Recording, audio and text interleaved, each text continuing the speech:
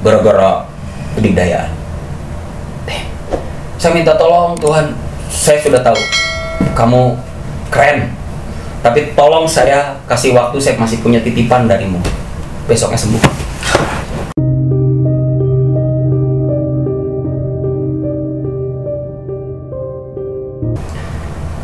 Empat, yang limanya saya ambil. 4 kalimat pancar, 4 sehat 5 sempurna. Kesempurnaan itu punya Allah, punya Tuhan, punya pencipta, punya dia. Yang 4 ini saya sudah lakukan. Saya pengen dekat denganmu. Saya pengen tahu kalau kamu marah kayak gimana sih. Jangan ke yang lain, jangan ke keluarga saya, tapi ke saya. Saya pengen tahu. Akhirnya saya coba ngambil haknya beliau, haknya dia. Saya jadi orang yang bisa. Ini 4 ini kan saya bisa semua. Di tahun keempat saya gila. Gila itu maksudnya saya megang orang sembuh. Janggut saya nggak bisa dipotong. Makanya saya kemarin waktu bantuin tahun 2014, saya bantuin jembatan Ciberang, saya minta izin dulu karena mau lelang janggut kan waktu itu. Oh, iya, dapat 12 juta, saya masukin ke jembatan yang putus itu. Akhirnya nggak lama dari situ media naik, dibantu, akhirnya jadi jembatan permanen kan sama Yayasan Miss Indonesia. Jadi ada feedback lah dari situ. Dari memang cara yang simple, akhirnya semua akan melirik gitu. Nah, dari situlah akhirnya coba saya telaah bahwa saya sudah tahu yang 4 ini, tapi saya pengen nyoba. Ini kan tugas terang. Tugas yang pertama, saya sempat hilangkan ini. Saya sempat hilangkan karena ketetup sama tugas ini. Yang 4, kedikdayaan itu saya sudah dapat. Kedikdayaan. Job banyak, pekerjaan banyak, job banyak, terus saya kebisaan punya. Dan akhirnya saya di kerjaan itu jadi dibutuhkan sama orang. Wow, ini apa maksudnya ya? Ini apa maksudnya gitu? Kok saya jadi punya uang sebanyak ini, sampai punya rumah dan lain-lain, tapi dari tracking yang saya lakukan ini. Untungnya saya nggak buka praktek, karena memang saya nggak kepikiran ke sana, pengen jadi tetap musisi. Tapi di saat mereka butuhkan, saya bantu. Tapi versinya ternyata adalah versi yang terlalu besar. Ada syuting, Win tolong dong, ini hujan nih. Saya ngerekes, terus saya minta geser dulu hujannya, terus pergi. Dang. Tapi saya dengan senangnya waktu itu. Ini baru ngomong begini tuh baru sadar. Ternyata hak Tuhan saya ambil.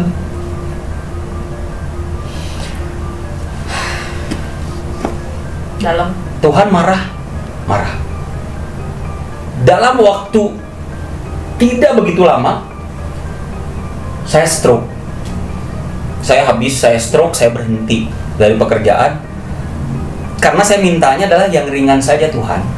Tuhan, saya minta yang ringan saja hukumanmu. Karena saya pengen tahu yang ringan itu seperti apa. Ternyata yang ringan itu adalah sakit.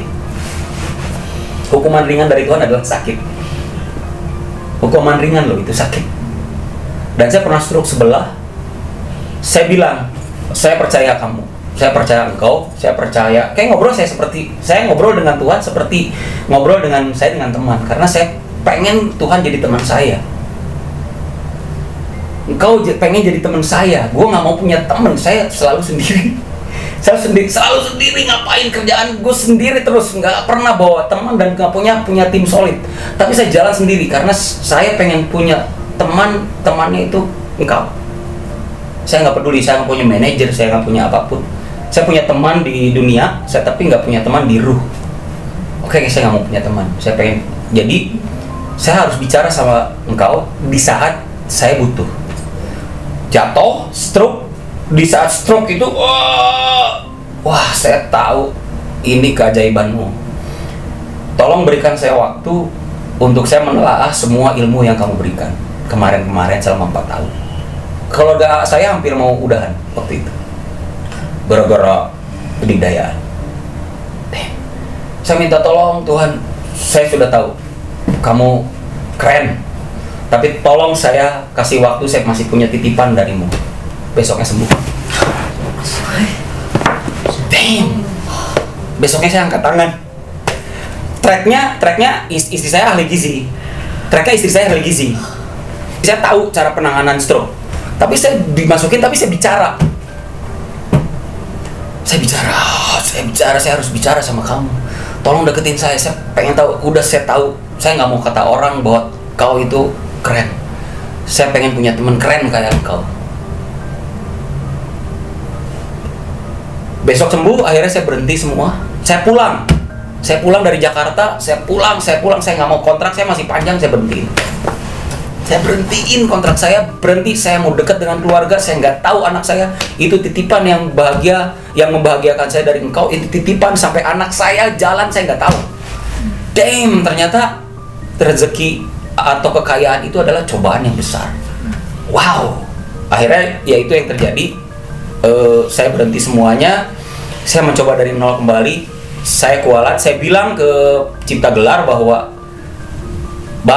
saya sudah kualat dan saya sudah dihukum sama Gusti abdi terus dihukum, abdi bade ngawitan deui. Oh mohon syukur atuh aitos uning mah aitos dihukum mah. Janten apalnya Gusti teh siga kumaha bageurna lamun anjeun menta A nya diakeun, anjeun menta B nya dibekeun. Kamu minta A ya dikasih A, nggak mungkin kamu minta A dikasih B, kamu minta B dikasih B. Jadi bicaralah dengan Tuhan sesuai dengan keinginannya kita gitu. Di saat saya mau, Tuhan saya minta engkau berikan kemarahanmu sedikit saja. Saya dicabut semua keilmuan saya, cabut semua. Itu benar-benar angin gede banget di rumah saya aja. Di rumah saya aja gede banget, buah. Itu semua ditarik, udah ngerasa dicabut terus. Wah gitu. Itu diambil lagi. Ambil aja, ini milikmu, bukan milikku. Saya hanya pengen jadi manusia yang berguna. Udah, saya kasih saya kesempatan. Sebelum saya mati, saya udah mati duluan sebenarnya. Saya diambil semuanya, diambil semuanya, saya kerasa banget.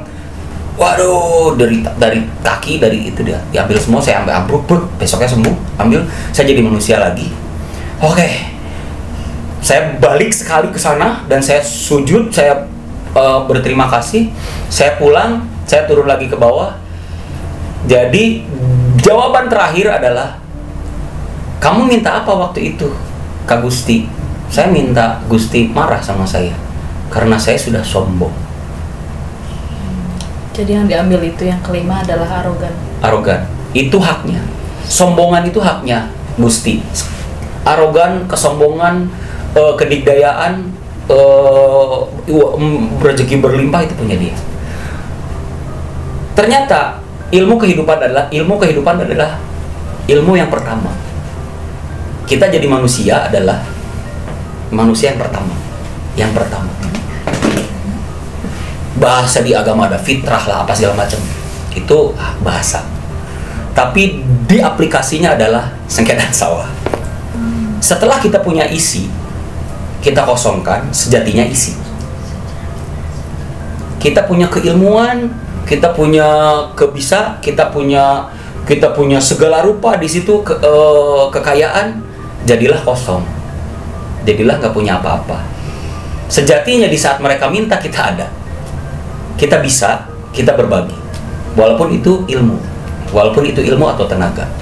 Dan di saat orang ngobrol, itu tuh ada bahasa nyurup teh gini. Jadi nyurup teh kan gue tuh nggak pernah belajar. Tapi di saat gue ditanya masalah yang begitu, cerewetnya minta ampun. Dan itu pas udah beres, terus gue ngopi lagi, berhenti. Tadi gue ngomong apa ya? Jadi kalau misalnya yang lain-lain kan, yang katakanlah yang goib-goib itu misalnya yang masuknya yang jelek-jelek, tapi kalau ini lebih ke karuhun yang memang menyampaikan sesuatu yang positif, yang baik, yang memiliki makna. Yes, untuk ternyata manusia zaman now. Ternyata itulah tugasnya jiwa praja, saya baru tahu. Tangan dong. Gila, udah gak bisa komen deh. Ternyata itu tugasnya Jiwa-Praja. Jujur, saya itu nggak tahu bahwa saya bisa mau bakalan begini gitu. Saya nggak tahu karena dulu, wow, aing gangster gitu. Orang memotor, aing gelut batur, terus gua gila, orang yang nggak pernah nurut sama orang tua gitu. Itu kawalat gitu. Tapi kok kenapa sekarang bisa sebijak ini, dan siapa yang datang saya pun nggak tahu. Di saat ada yang bertanya A, saya jawab A, dan itu bahasanya bisa berjam-jam, bak gitu, terus aja. Pas diberesin, siapa yang ngomong ini ya? Pusing nggak udah? Lemes dan untungnya itu tadi, karena tracking yang sudah dicecer dengan 4 tahun itu, jadi mental udah bener, badannya juga udah bener, terus porsinya juga ketahuan, jadi tinggal masuk ke sela-sela yang lu mau ditanya apa, ya ini jawabannya yang ini gitu. Lu mau ditanya B, ya jawabannya yang B, lu tanya C, jawabannya yang C gitu. Dan ini gue bahagia sekarang nih, maksudnya dengan tidak punya keterkenalan dan tidak punya harta yang begitu besar, tapi semuanya mana-mana aja. Lebih bersahaja, bijaksana, sederhana. Bijaksana sih enggak, sahaja sih enggak sih sebenarnya. Kan yang karena nyakieu jelema bersahaja mah teh kieu ya. Jelema cipo ngaranna morot. Kalau nggak bijaksana tadi nggak mungkin dong kru-kru di sini semua pada diam. Di saat gua ngomong bijaksana, punten ya, itu gua bukan. Teuing enggak tahu ini gua apa bukan gitu. Banyak masih bingung. Gua apakah punya dua pribadian? Henteu gitu. Apa yang ada di dalam diri gue yang saya bicarakan. Di saat orang bertanya ya saya bicara gitu. Dan bahasa yang diterima sama mereka pas saya udah beres, orang ngomong dia, wah anjing Win edan mah bahasa lu ini ilmu yang gue udah harus. Gue ditanya tentang leluhur pun misalnya gue nggak tahu, tapi bahasa yang susahnya memang nggak masuk ke saya karena ada bagian masing-masing. Sunda ini buhun itu enggak, itu saya nggak dapat. Saya tapi di saat saya makan saya selalu berbicara, saya akan memberikan sarinya kepada leluhur. Bul kukus kini sakti ditumpangkan kayu agam maka nyerap kanu lembut maka nyurup kanu lut maka nyerap kanu beras bla bla bla bla bla mangga nyanggapkeun susu putih sim kuring rezeki ti Gusti Allah. Kum kasarana akin ini uyut bau saya sebutin semua gitu. Itu bahasa yang saya bicarakan saja gitu. Nuhun Gusti tos masihan tuangi mangga mugia manfaat sadaya gitu. Itu bahasa yang memang selalu saya setelah membaca doa sesuai agama saya ya saya bacain itu gitu. Karena memang jujur saya berterima kasih kepada leluhur yang memang saya bisa bertemu dengan mereka dalam versi yang mungkin mereka tidak memperlihatkan, tapi mereka memberikan sebuah kebahagiaan. Di saat kita berbicara dan kita berbagi, ya saya bisa bahagia lebih dari orang yang disebut miliarder gitu. Balik lagi tadi sama leluhur, ada nggak sosok yang siapa gitu yang selama ini selalu kelihatan misalnya di mimpi atau misalnya datang mewujudkan barangkali secara fisik yang memang selalu terlihatnya membimbing Kang Erwin selama perjalanan dari dulu sampai sekarang? Sebenarnya ada satu yang saya pengen ketemu itu. Saya nggak pernah bertemu sama kakek saya memang. Kakek saya yang dari Nyimas Sukaya itu Aki Wirasantana, dari Munding Laya ya, Majalaya. Yang saya selalu membimbing saya sampai sekarang adalah kakek saya dari bapak udah meninggal. Kakek saya itu pedagang ketupat, tapi saya belajar keilmuan dari dia secara kebaikan. Tapi saya selalu tersirat ada dua orang yang menjaga saya, itu ada dua orang. Mertua saya yang dari Kebumen, dari Solo, tapi saya udah tahu karena sakitnya juga sama saya. Tapi yang satu ini yang saya pengen belum pernah bertemu, hanya lihat fotonya aja. Saya selalu memberikan doa ke beliau, sama saya selalu memberikan ya sewaktu-waktu mungkin saya bisa bertemu dengan beliau gitu. Tapi pekerjaan beliau kan waktu itu adalah sekretaris Belanda. Jadi karena dia juga di wilayah zaman masih perjuangan dulu. Cuman terah ini dipisahkan atau diputus sama sama nenek saya Nyi Masukaya. Dia nggak mau nikah sama terah raja. Dia nggak mau nikah sama terah raja. Saya mau putusin, nggak mau nikah sama saudara sendiri kan waktu itu dulu tuh yang ada terahnya masing-masing biar dinastinya sama gitu. Tapi saya nggak mau. Dia akhirnya bertemulah sama kakek saya yang Wirasantana ini. Jadi Aki Wirasantana ini memang kerinduan itu memang ada gitu. Tapi saya juga nggak mau karena saya belum kenal. Fotonya selalu terpampang gitu. Wah ini keren ya kayaknya gitu ya, si beliau tuh keren ya gitu. Cuman pada akhirnya saya karena dipertemukan dengan terah yang kebudayaan Sunda, saya juga akhirnya bertemu dengan trekking yang sampai dari Garut ke Tasik, terus ke Bogor, terus ke Sukabumi dan ke Banten. Itu kan trekking yang akhirnya saya harus, berarti Jiwa Praja itu adalah wilayah ke Kulon. Nah, semua orang yang di Ciptagelar masih ada. Jadi notabene secara fisik dan secara ruh masih mendampingi saya, memang saya rasain seperti itu. Cuman dari itu kan terah yang di pinggir yang nggak mungkin saya juga bisa, karena DNA ya darahnya kan beda, terahnya beda. Nah, terah yang trekking saya ini yang hilang itu cuman beliau, kakek saya, nenek saya, semuanya masih ada dan saya masih bertemu dengan mereka gitu. Tapi si beliau ini yang maksudnya sama mertua saya ini yang selalu, Erwin sebelum meninggal kamu saya jagain sampai kapanpun, karena sama tentara kan waktu itu saya jagain dengan pengikut saya. Wow, saya bilang kan keren. Bapak Sutejo itu memang proteksi semua cucunya sampai ke menantunya, karena dia memang sosok yang bareng terus sama saya. Dia yang bisa mengajarkan saya tentang proteksi, memang gitu, memproteksi wilayah-wilayah yang begitulah ya, karena beliau juga memang terah di keraton gitu. Jadi akhirnya pergolakan itu, istri saya kan dari Ciamis, saya juga dari Kulon, jadi trekking itu Ciamis kesananya memang udah jelas, leluhur-leluhurnya udah jelas. Saya juga ternyata udah bertemu dengan itu. Sekarang ya akhirnya pertemuan ini, wilayah ini juga bertemu, wilayah ini juga memang sudah dinikahkan. Trackingnya adalah anak-anak saya juga sekarang oke, mereka sudah jago-jago. Saya juga oke. Usia berapa Kang anaknya? Yang pertama Damar itu udah nikah lagi dan punya anak. Jadi saya punya cucu 2. Terus anak yang kedua sekarang usia 18 tahun. Yang ketiga usianya 14. Berarti kamu ayah ya maksudnya? Kamu berapa tahun? 3. Oh, Izin. Ayah. Jadi ya bodor-bodor ente sih sebenarnya, malah di saat ada yang wilayah situ tuh memang wilayah yang bikin saya jadi lebih karena saya tuh orang yang nggak bisa serius.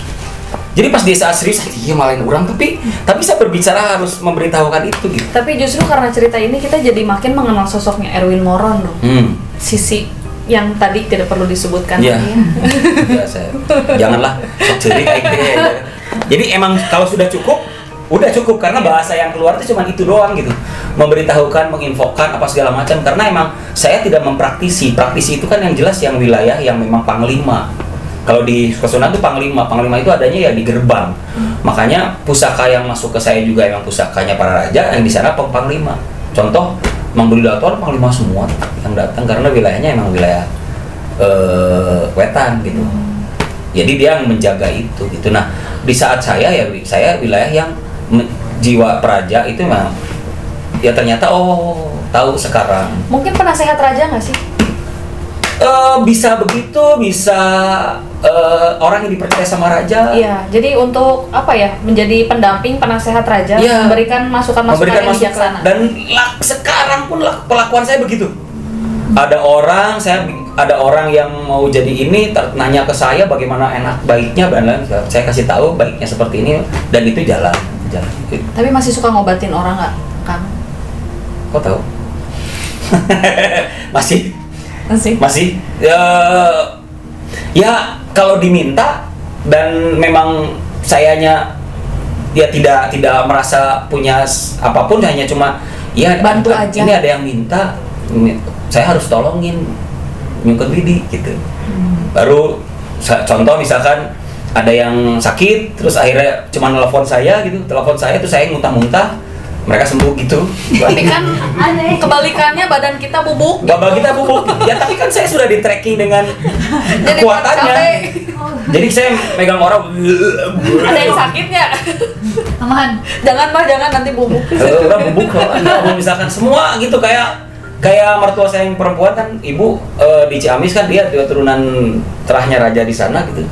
Kalaupun sakit udah nelfon saya gitu. Nelfon saya terus akhirnya, "Bu, ini sakit Ibu. Mohon sekedap Bu." Telepon. Oke, udah nelfon, udah langsung simpan. Udah. Itu keluar semua. Bu, keluar tungguin bentar. Bu, beres. Telepon Ibu. Udah, saya udah begini nih. Telepon Ibu ya. Bu, kumaha? Alhamdulillah rengse.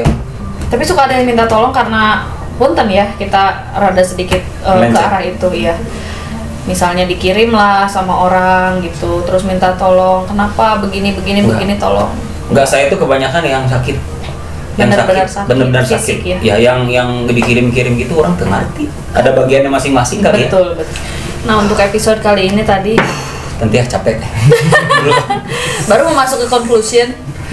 Aduh. Yang Mr. Janggut mengena. Oh, pol banget ya. Wow. Termasuk salah satu brand terbesar juga di Bandung. Oh iya dong. Ya mudah-mudahan saya bisa collab lah sama dia. Yes, pasti. Insyaallah. Dengar-dengar katanya mau collab ya? Rencana tapi nggak tahu. Insyaallah. Lihat aja nantilah apakah mau dia apa enggak. Tapi kemarin sih udah sedikit-sedikit udah ada obrolan.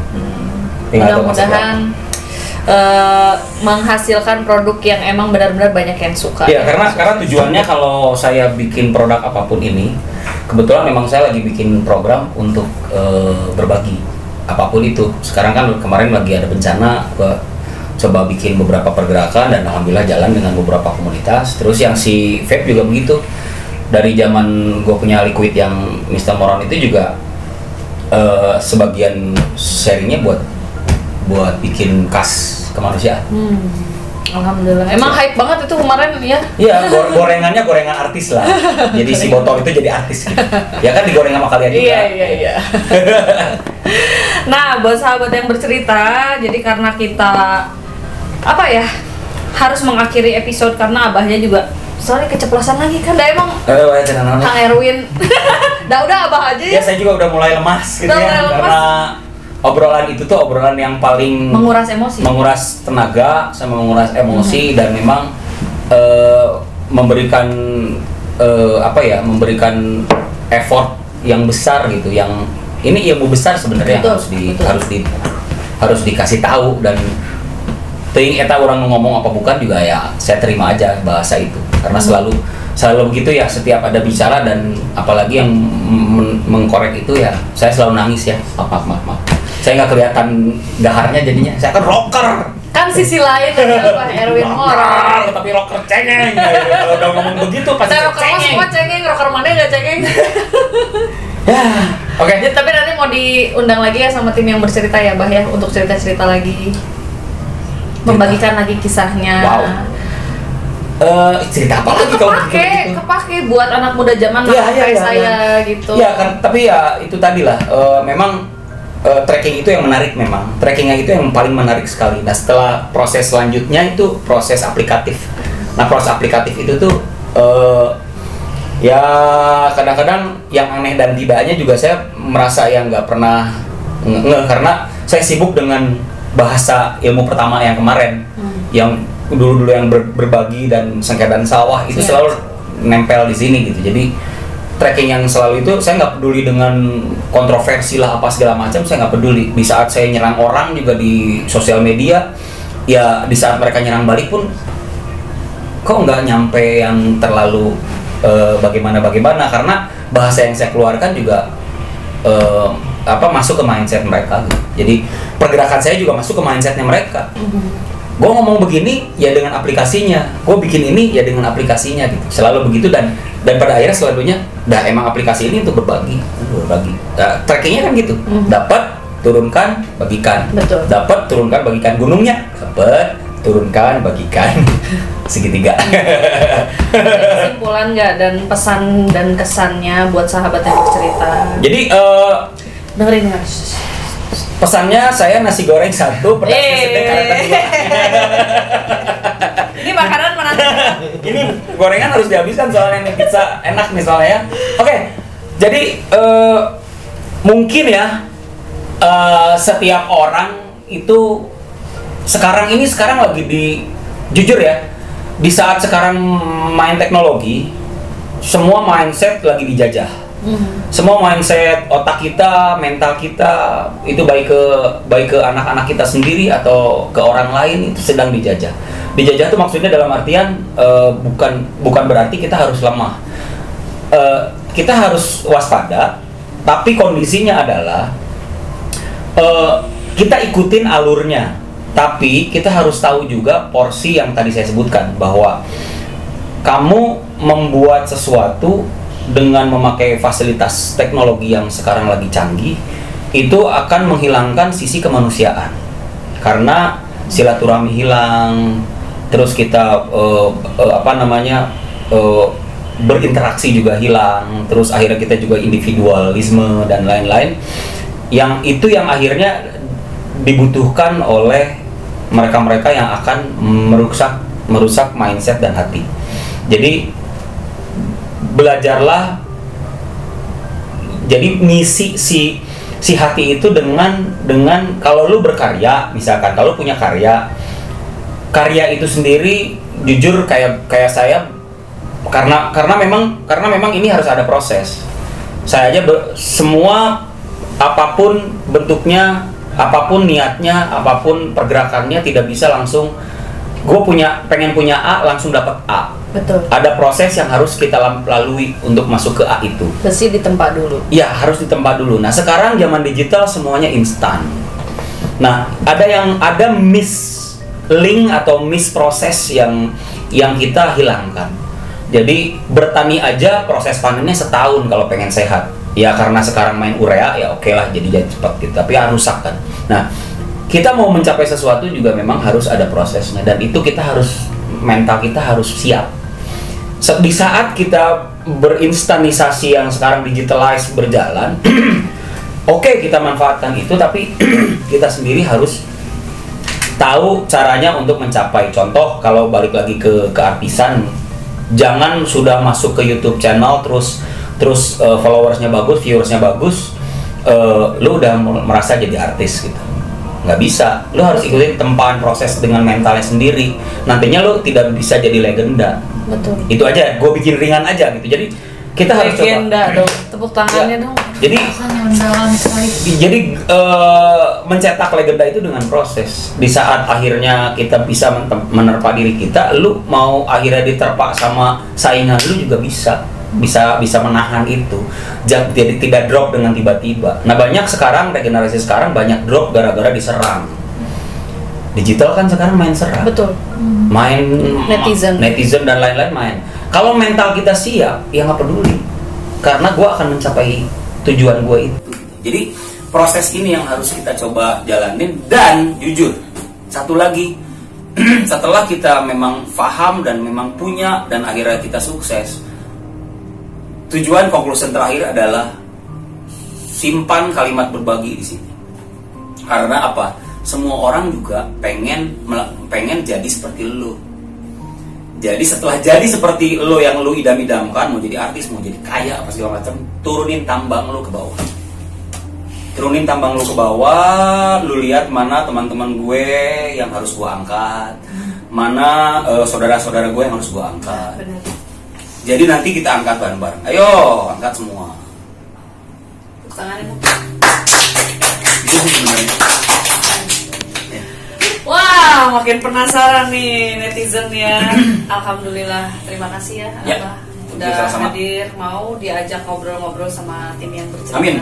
Terima kasih juga. Datang lagi ya. Terima kasih juga untuk. Nah, sahabat yang bercerita, karena kita sudah di penghujung acara, Saya sekali lagi mau mengucapkan terima kasih banyak untuk seluruh sponsor yang telah mendukung dalam episode ini.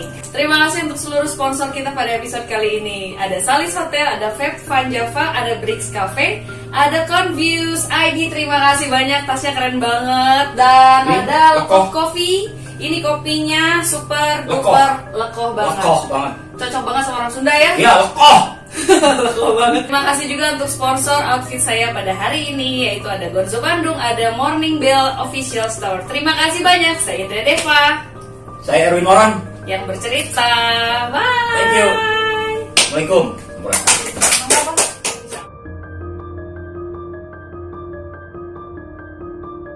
Sampai akhirnya aku pernah lolos kontrol sih teh. Lolos kontrol seperti apa? Aku ngebantingin bangku, ngebantingin meja, sampai semua orang takut sama aku.